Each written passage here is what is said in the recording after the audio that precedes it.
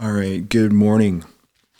So, for this video, I'm going to do 13, give you 13 tips. This is how I went from 292 pounds to 141. Okay, so that's 50 pounds of weight loss in 3 months. So, how did I do it? Basically, 13 steps, follow these, should get you there. But basically, what they all encompass is establishing good habits, taking personal accountability for what you do, and then staying motivated throughout the process. So, first thing on the list is counting calories. You guys, like, if you want to lose weight, there's no way around it. You have to eat in a calorie deficit. Can't out-train a bad diet, but you have to be in a calorie deficit. In order to do that, you have to know how many calories you consume, how many calories you need, and then also, right, you have to eat below those maintenance calories. And then once you are in a calorie deficit, you'll lose weight. The more deficit you have, the faster you'll lose the weight.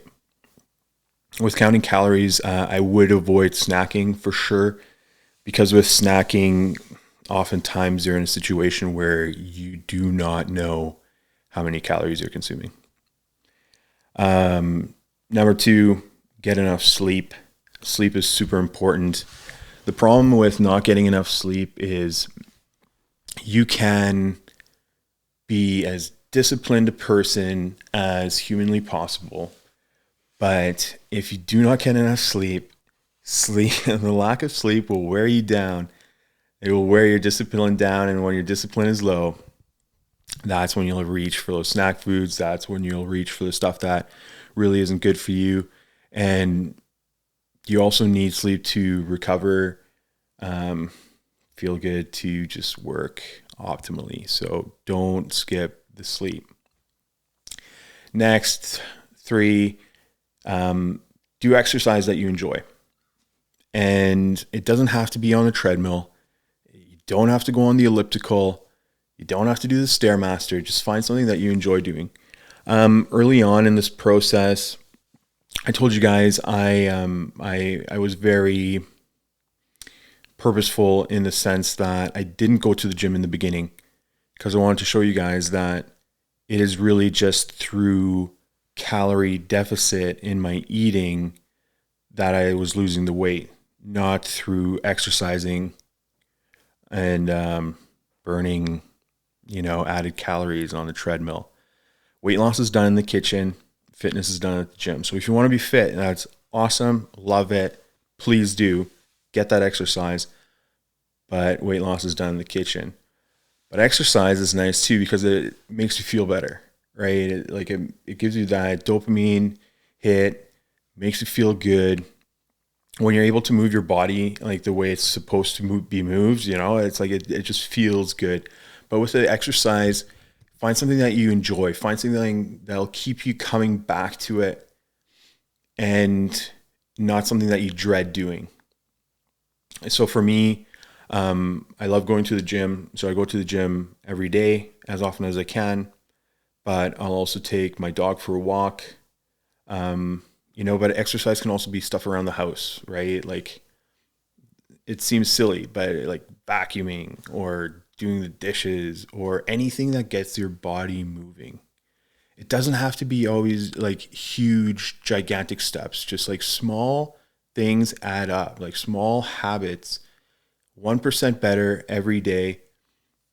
Eventually, like, you'll be so high up, from where you started, that you won't even recognize, it's like where you kind of started, but it's just 1% better every day.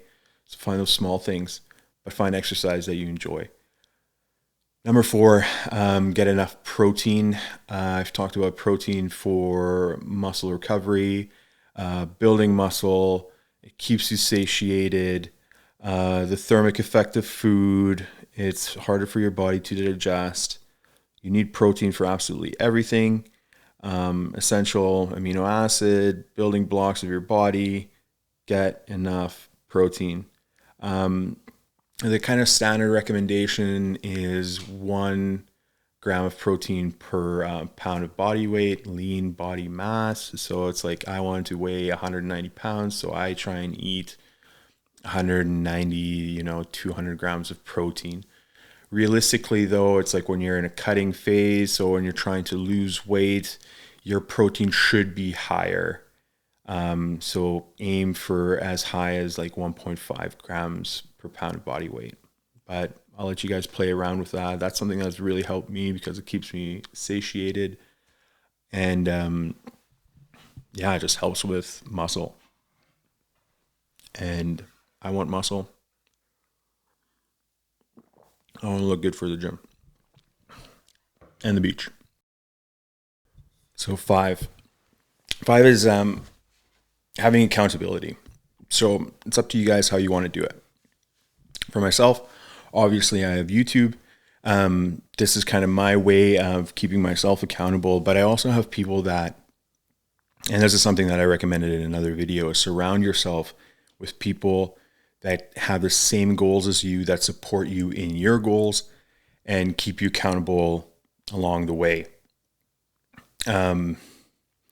It's tough sometimes, because it's like for us, it's so easy to lie to yourself. It's so easy to be like, I'll just have this cookie, or I'm not going to count this, or, it's like be lax. But when you have someone that you report to, or someone that's holding you accountable to your journey, holding you accountable to the things that you said that you were going to do, that's when you start following through too, right? So be personally accountable to yourself, but have someone watching your back too.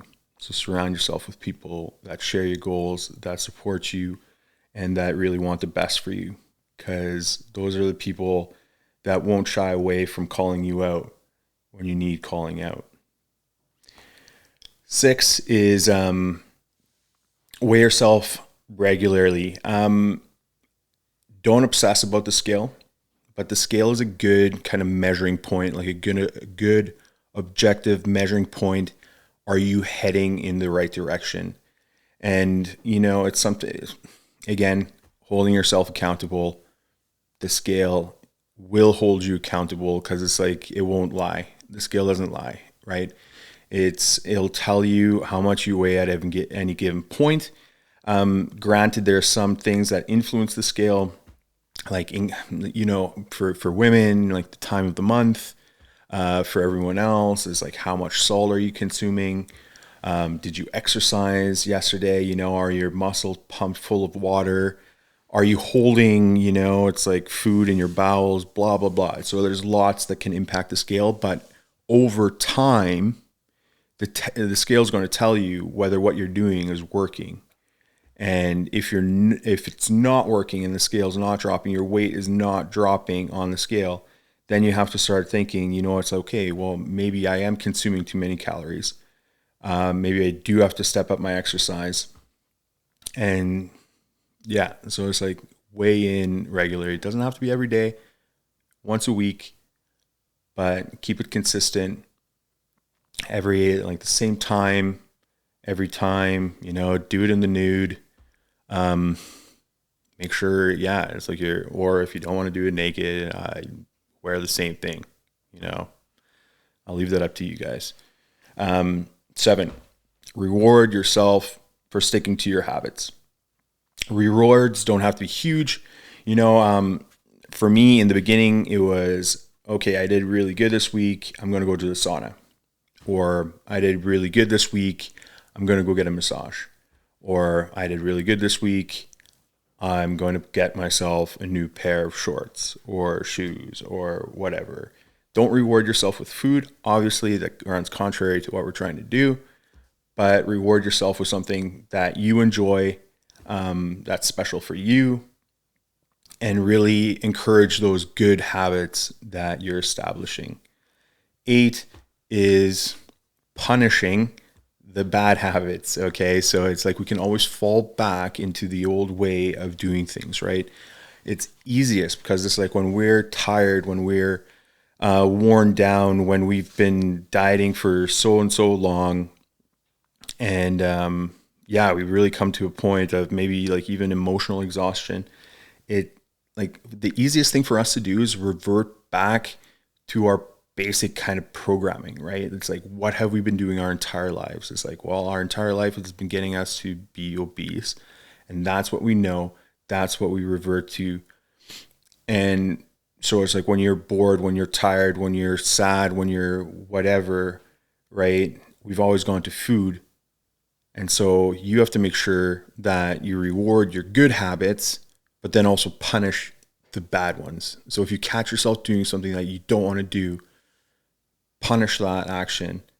And I mean, I don't mean like flog yourself, but it's like, hey, if I caught myself eating a cookie, you know, either you take away 100 calories from your next meal, you jump on the Stairmaster for an extra 10 minutes, you go for an extra 10-minute walk, something like that. But it's like, make sure that you do something that really avoids that behavior. Shave your head, give your accountability partner $50, whatever. You guys come up with it, but punish bad habits, punish yourself for failing. 9 is self-reflection. I think self-reflection is huge. I've talked about mental health this entire time because I believe that like 90% of weight loss is 100% mental health. So you guys have to get right with yourself. And that comes through self-reflection, that comes through meditation, that comes through prayer, that comes through journaling. Just look at what has gotten you to this point. What has got you to be 300 pounds, because it's not healthy. You've been using food for coping. You've been using food for, filling that void within yourself. And you got to find that, what is that void, and fill it with not food. This week, actually, I was talking to someone, and we were talking about, just the idea of happiness. And I asked them, it's like, well, what does happiness mean to you? And because in order to feel happy, you have to define what happiness means to you, right? It's like because for a lot of people, happiness will just be pleasure seeking, right? And for me, happiness was, bag of chips, candy, Coke, and Netflix. And I would spend an entire night just eating till I was stuffed. That was my idea of happiness. So it's like when you think of happiness now, when I think of happiness now, and I was talking to my brother about this yesterday, I picture the medicine wheel. And my brother works up north with First Nations people. And this is something that is part of their teachings that I think is 100% accurate. Because if you think of your life as a circle and it's divided into 4 parts, you got your physical health, you got your intellectual well-being, you've got, your mind, and then you've got your spiritual identity there too. And, but only if every part has equal attention diverted to it does it form a perfect round circle. And when you have that round circle, that's harmony. And so happiness to me is harmony. Happiness to me is peace. When you feel at peace with yourself in a situation in life, and peace comes from harmony, knowing that all parts of your life are taken care of, that your physical part of who you are is taken care of, and that we're doing that, through getting healthy, but then that your intellectual, your work, whatever, is taken care of, that your emotional well-being is taken care of. So make sure that you guys, it's like, don't throughout this process, make sure that you still hang out with your friends, your family, whatever, because like that's important. Those are important support groups for you. And then that your spiritual well-being is taken care of as well, right? Because it's like as soon as we take away from one area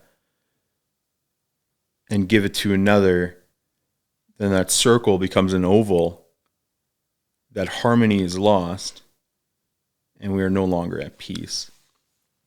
For that, and peace, I wanted to read you guys, I wanted to read for you from Psalm 29:11. The Lord gives strength to his people, and the Lord blesses his people with peace. So really claim that, guys. Claim that in your life. Claim that peace. 10, stay hydrated. Drink lots of water. Drink lots of coffee. Caffeine is a great appetite suppressant. Obviously, don't overdo it, or otherwise you're going to get heart palpitations and die. But stay hydrated. Drink caffeine. Caffeine has done wonders for me. Actually, it's like in terms of appetite suppressant, it really works. And you get more energy for the gym, exercise, tastes good. You can make it super cheap at home. You don't have to go to Starbucks for your coffee. What does a coffee cost at home? Like 25 cents, something like that. So just make it at home. Add some almond milk to it, whatever. Milk is better than cream, obviously, for the calories. And then artificial sweeteners. I mean, I drink Diet Coke all the time, so why not put some artificial sweetener in your coffee as well? 11. This one's funny because this is 100% accurate. Okay, guys, look. If you look good, you feel good, right? And what makes us feel good? A new outfit. No, it doesn't have to be a new outfit. Although it's like as you start progressing, right, and as you start dropping weight, the clothes that you used to have are not going to fit anymore. So when they don't fit, you need a new outfit. And you want to look fresh. You want to look fresh at the gym. You want to feel good. Because when you feel good, when you look good, you feel good. So get yourself a new outfit. And that plays into motivation, right? It's like the goal throughout this is initially you're going to be riding that motivation train. You're going to be riding it hard. And throughout the process, sometimes, it's like that motivation is going to drop. So you have to find ways of kind of motivating yourself throughout the process again and again and again. We're creating discipline, but motivation is also key. So find things that motivate you. The next point, 12, music, again, motivation. But if you're going to the gym, music is essential. Music is food for the soul. Like, I really believe that music is hugely instrumental. So I use music in the morning to focus my mind. Then I use music to get me amped at the gym. And yeah, just in terms of worship music on my way to work, worship music on my way home from work, just puts me in a state of gratitude, in a state of understanding that nothing that I have because of who I am, but everything that I have is a blessing from God. He's given me strength to go through what I had to go through in the last 3 months to lose the 50 pounds, and he gives me the strength to keep going and lose the next 50. So yeah, music. Get yourself some good headphones. And then 13 is just motivation in general. So where do you find motivation from? And obviously from watching me on YouTube. Thanks, guys. But that can be through books. I just recently picked up a book that I listen on Walks with Lucian. It's an audiobook. I don't do a tremendous amount of reading. I consume my books via audiobook because I still want to be doing other things while reading. But it's called Atomic Habits. Atomic Habits is, I highly, highly recommend it because, like we talked about earlier, it's all about habit formation, right? It's like finding good habits, establishing good habits, and then punishing the bad ones. But it's a great book. Really, really recommend it. Check it out, Atomic Habits. And then the other book that I recommend is the Bible, greatest motivational book, nothing but truth in here. Go pick it up. I recommend the New International Version, just because it's like that's English that you can actually understand. Some of it doesn't sound as poetic as the New King James, but New International Version, you can actually understand what kind of English they're talking. But on the topic of the Bible, I want to leave you guys with this verse. And this comes from Isaiah 61, verses 1. And I think I will read to verse 3. Yeah. So the Spirit of the Sovereign Lord is on me, because the Lord has anointed me to preach good news to the poor. He has sent me to bind up the brokenhearted, to proclaim freedom for the captives, and to release from darkness for the prisoners, to proclaim the year of the Lord's favor and the day of vengeance of our God, to comfort all who mourn, and to provide for those who grieve in Zion, to bestow on them a crown of beauty instead of ashes, the oil of gladness instead of mourning, and a garment of praise instead of a spirit of despair. So guys, it's like if you've been watching my channel at all, you will find that I've talked about depression, I've talked about anxiety, I've talked about a lot of just mental struggles. And a lot of our mental struggles and stressors and whatever carry with them a physical toll too. Your mind is intricately connected to your body. So whatever your mind, if your mind is unhealthy, your body is going to be unhealthy. That's just a fact. And same thing with, if your body is unhealthy, your mind's going to be unhealthy. It's all about harmony. It's all about balance. It's all about peace. So with that, I've come to set the captives free. So we've been living in captivity for so long. Like our bodies have been our prisons. But we have access to someone who can set us free from that, who can set us free from that bondage. And his name is Jesus. So I claim that for myself. I claim that for you guys. I want to bless you with that verse today, in the future. The Bible has been something that's really helped me out. And not the Bible, but God. Because the Bible is just God speaking to us. God's word for us. His truth for our life. And then with these 13 reasons, at the end of the day, guys, I always want you to reflect on why you are doing this journey. Why are you on this journey? Always keep that at the forefront, because that's going to be your greatest motivation.